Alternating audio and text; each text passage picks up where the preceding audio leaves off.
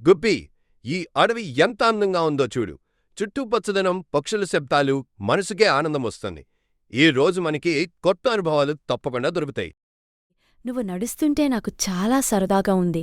మనం ఇలాగే కలిసి తిరుగుతుంటే ఎంత బాగుంటుందో. ఈ అడవి మనిద్దరికీ ఆటస్థలం లాంటిదే.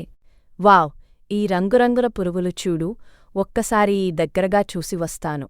ఆది, నువ్వు అక్కడే ఉండు. గుబ్బీ, నువ్వెక్కడున్నావు? ఇప్పుడే ఇక్కడే ఉన్నావు కదా. ఈ అడవిలో ఒంటరిగా పోవద్దు అని నేను చెప్పానే.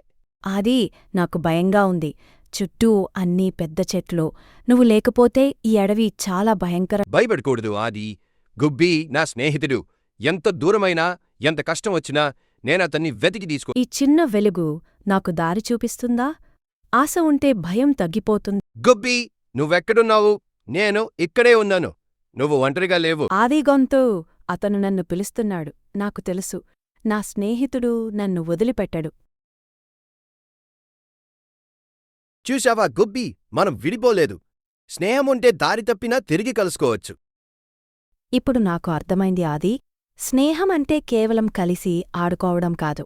కష్టంలో ఒకరినొకరు వెతుక్కోవడం. స్నేహం ఉన్నచోట భయముండదు. ఆశ ఉన్నచోట దారి తప్పదు.